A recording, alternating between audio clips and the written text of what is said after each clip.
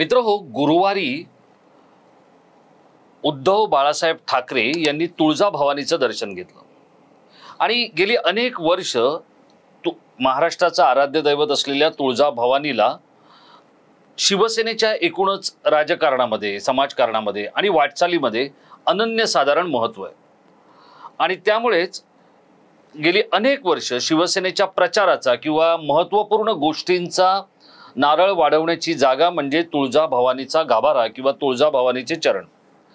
तिथेच उद्धव ठाकरेंनी काल दर्शन घेतल्यानंतर एक गोष्ट बोलून दाखवली त्यानंतरच्या आपल्या भाषणामध्ये आणि त्यानंतरच्या आपल्या काही वार्तालापांमध्ये।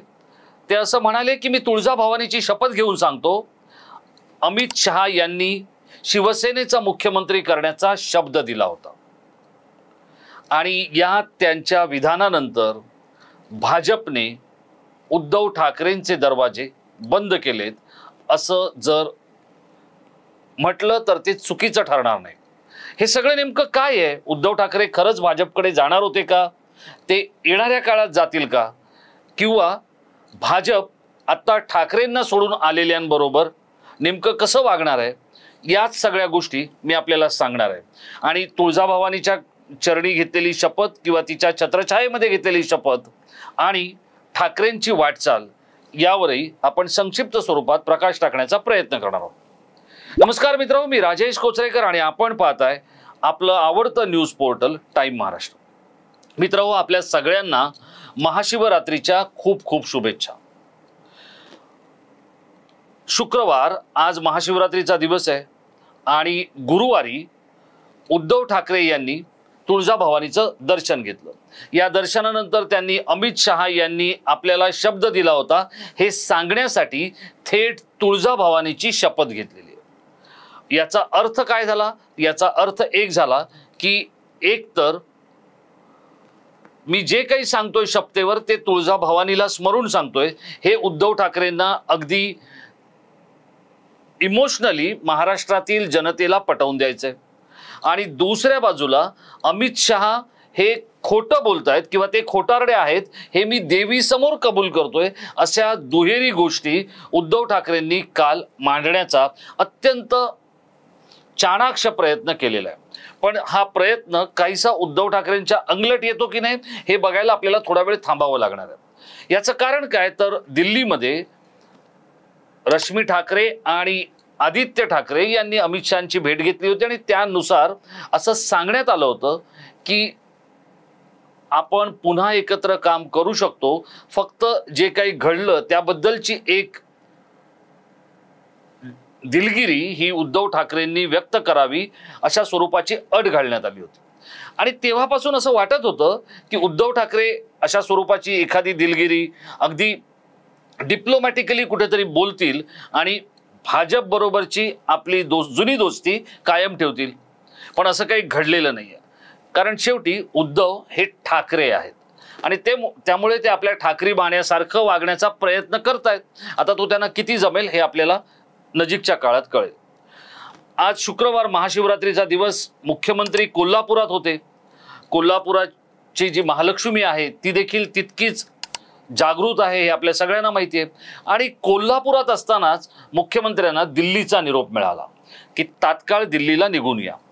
ते 4 वाजताच्या विमानाने दिल्लीच्या दिशेने रवाना होणार आहेत आणि तिथे देवेंद्र फडणवीस, चंद्रशेखर बावनकुळे, अजित पवार, मुख्यमंत्री एकनाथ शिंदे, केंद्रीय गृहमंत्री अमित शहा आणि राष्ट्रीय अध्यक्ष JP नड्डा ही अशी सगळी मंडळी तिथे बसून महाराष्ट्राच्या जागा वाटपाचं मंथन आणि मंजन करणार।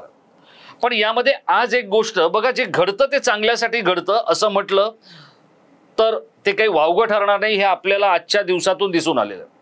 ते काय आहे तर एका बाजूला खूप मोठ्या प्रमाणात अशी चर्चा होती की भाजप हे एकनाथ शिंदे यांचा गट किंवा त्यांच्याबरोबर आलेले खासदार आणि अजित पवार या दोघांनाही अक्षरशः चघळून टाकणार आहे। जागा वाटपामध्ये त्यांना फारसं महत्त्व दिलं जाणार नाहीये, पण तसं काही होणार नाहीये याचे साफ संकेत मिळालेले आहेत। याचं कारण असं आहे की 30 ते 32 जागा या भाजप स्वतः लढवेल आणि उरलेल्या ज्या जागा आहेत त्या एकनाथ शिंदे यांच्याबरोबर आलेले खासदार आणि शहा यांच्या सूचनेनुसार अजित पवार यांना दिल्या जातील.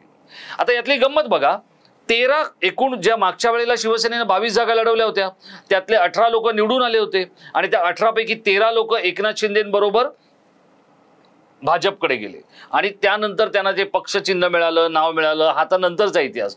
पण 13 लोक आत्ता शिंदेबरोबर आहेत जे खासदार म्हणून होते ते. आता या 13च्या 13 लोकांना जागा मिळणार की त्यातल्या 1-2 कमी होणार, हा एक भाग आहे. तर एक जागा त्यातली कमी होईल आणि 12 जागा या एकनाथ शिंदे यांच्या बरोबरच्या खासदारांना मिळतील असं दिसतंय. अजित पवारांकडे जर आपण बघितलं तर राष्ट्रवादीचे एकूण 4 खासदार आहेत लोकसभेचे. तर त्यातले फक्त सुनील तटकरे हे अजितदादांबरोबर भाजप बरोबर जाऊन सत्तेत सहभागी झालेले. त्यामुळे तसं पाहायला गेलं तर अजितदादांकडे एकच खासदार आहे, तरीही त्यांना 4 ते 5 जागा सुटतील किंवा त्यांना दिल्या जातील असं म्हटलं जातं. आणि या 4 ते 5 जागांपैकी किती जागा ते निवडून आणणार हाही एक त्यांच्या समोरचा सगळ्यात मोठा प्रश्न आहे. याचं कारण असं आहे की ज्या वेळेला अजितदादा हे सत्तेमध्ये सहभागी झाले त्यानंतर अवघ्या काही तासात आम्हा काही पत्रकारांसमोर शरद पवार असं म्हणाले होते की अजित स्वतःच्या करिश्म्यावर आणि क्षमतेवर एक खासदार निवडून आणू शकत नाही, हे त्यांचं विधान होतं. आता ही गोष्ट खरी खोटी हे तर निवडणूक म्हणजे त्याच्यासाठी घोडा मैदान काही फारसं लांब नाहीये.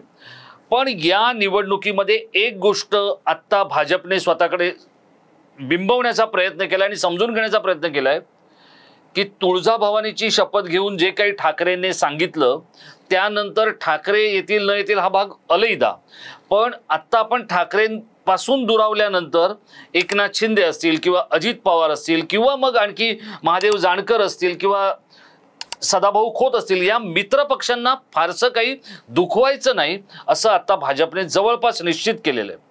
दुसरा भाजपवर जो आरोप होतो तो म्हणजे गुजरात्यांचा पक्ष, शेठजी भटजींचा पक्ष, मराठी माणसाला बहुजनांना याच्यामध्ये फारसा वाव दिला जाणार नाही किंवा दिला जात नाही, मुंबईचं गुजरातीकरण केलं जातंय, याच आरोपाला खोडून काढायचा प्रयत्न हा भाजप या येत्या लोकसभेच्या मुंबईतल्या जागा वाटपामध्ये करेल. तो कसा तर 6 पैकीच्या 4 ठिकाणी भाजपने मराठी उमेदवार द्यायचं निश्चित केलेलं आहे. आणि ते कोण आहेत तर राहुल नार्वेकर असतील दक्षिण मुंबईमध्ये, त्याचप्रमाणे राहुल शेवाळे हे जरी शिवसेनेत असले तरी त्यांना तिकीट त्यांचं कापू शकले असते ते, पण त्यांना ते काही तिकीट कापायचं नाहीये. तिकडे एक जे तिकीट कापलं गेलेलं आहे किंवा जाईल ते आहे गजानन कीर्तीकरांचं. कारण गजानन कीर्तीकर यांच्या समोर त्यांच्या मुलालाच उद्धव ठाकरेंनी उभं केलेलं आहे आणि त्यामुळे पिता पुत्रांची लढत होऊन ती मॅच फिक्स होण्यापेक्षा तिथे अमित साटम या 2 वेळा आमदार असलेल्या नगरसेवक राहिलेल्या तरुणाला तिथे तिकीट दिलं जाणार आहे. आणि आणखी सगळ्यात धक्कादायक गोष्ट काय असेल मुंबईमधली तर ती आहे पूनम महाजन यांचं तिकीट कापलं जाईल आणि तिथे डॅशिंग आशिष शेलार यांना निवडणूक लढवायला लागू शकते. ते तिथले उमेदवार असतील असं सांगितलं जातंय. म्हणजे महाजन किंवा आशिष शेलार हा देखील एक मराठी चेहरा झाला. त्यामुळे 6 पैकी 4 ठिकाणी हे मराठी उमेदवार देण्याचं भाजपने जवळपास निश्चित केलेलं आहे. आज रात्रीपर्यंत त्याच्यावर शिक्कामोर्तब होईल. 10 तारखेला अमावस्या आहे, त्या दिवशी तर काही घोषणा होत नाही, त्यामुळे त्याच्या पुढच्या 1-2 दिवसामध्ये या उमेदवारांची घोषणा होईल. आणि सगळ्यात महत्त्वाचं म्हणजे ज्या गोष्टीकडे सगळ्यांचं लक्ष लागलं होतं ती जागा होती कल्याण लोकसभेची. कल्याण लोकसभेची जागा ही श्रीकांत शिंदेच लढवणार आहेत आणि तिथे त्यांची उमेदवारी जवळपास पक्की झालेली आहे. इथे जे लोक श्रीकांत शिंदे यांना पराभूत करण्याची, त्यांचा कार्यक्रम करण्याची, त्यांना निवडणुकीत जागा दाखवण्याची जी भाषा करतायत या सगळ्यांची स्वतंत्र परेड ही उच्चस्तरीय पातळीवर घेतली जाणार आहे. आणि याचे संकेत अकोल्यामध्ये स्वतः अमित शहा यांनी दिलेले आहेत. अमित शहा यांनी काय सांगितलेलं आहे की कोणताही उमेदवार मग तो अजित पवार गटाचा असो, एकनाथ शिंदेंचा असो किंवा भाजपचा असो, त्या उमेदवाराकडे फक्त मोदींना 400 पार करणारा किंवा मोदींची हॅट्रिक करणारा उमेदवार म्हणूनच सगळ्यांनी पाहायचंय. त्याच्या व्यतिरिक्त जर काही पाहायचा प्रयत्न झाला तर गाठ पक्षाशी आहे. आणि येणाऱ्या विधानसभेसाठी जे महाराष्ट्रातले आमदार आहेत त्यांच्यासाठी या लोकसभेमध्ये होणारं त्यांच्या मतदारसंघातलं मतदान हाच तिकीट मिळण्यासाठीचा निकष असणार आहे। अशी दुहेरी कोंडी या सगळ्या आमदारांची आणि इथल्या नेत्यांची करून टाकण्यामध्ये अमित शहांनी महत्त्वाचं पाऊल उचललेलं आहे। आणि त्यामुळे आज रात्रीपर्यंत जे काही दिल्लीत होणार आहे ते अगदी फायनल असणार आहे आणि त्यातल्या जवळपास सगळ्या गोष्टी या आता मी आपल्यापर्यंत पोहोचवण्याचा प्रयत्न केलेला आहे। आपल्याला असं वाटतं का की आदित्य ठाकरे आणि रश्मी ठाकरे या भेटल्यानंतर शिवसेना यू टर्न मारण्याचा जो विचार करत होती तो विचार आता होऊ शकणार नाहीये? आपल्याला असं वाटतं का की जो मराठी चेहरा शिवसेनेनं मुंबईला दिला तो देण्याचा प्रयत्न भाजप करते, त्यामध्ये भाजप यशस्वी होईल? आणि ज्या पद्धतीत मित्रपक्षांबरोबर भाजप दगाबाजी करतो असा आरोप जो ठाकरे भाजपवर करतायत तो आरोप खोडून काढण्याची संधी ही अमित शहा आणि मोदी, फडणवीस आणि बावनकुळे यांना आलेली आहे। त्या संधीचं सोनं हा पक्ष आणि या पक्षाचे नेते करतील असं आपल्याला वाटतं का? या एकूणच सगळ्या गोष्टींबद्दल आपल्याला काय वाटतंय आपण आमच्या इनबॉक्समध्ये व्यक्त व्हा। आणि आपण अजूनपर्यंत जर टाइम महाराष्ट्र सबस्क्राईब केलं नसेल तर आवर्जून सबस्क्राईब करा आणि अशाच काही महत्त्वाच्या बातम्या समजून घेण्यासाठी आपण सतत आमच्याबरोबर कनेक्ट राहा। हा व्हिडिओ जर आपल्याला आवडला असेल तर आपण तो लाईक करा आणि शेअर करायला विसरू नका। आम्ही आपल्या हातात असलेल्या स्मार्टफोनच्या सगळ्या समाज माध्यमांवर म्हणजे इंस्टावर आहोत, यूट्यूबवर आहोत, त्याचप्रमाणे फेसबुकवर आहोत। आपण सगळीकडे आम्हाला फॉलो करू शकता आणि आमच्या संपर्कात राहू शकता।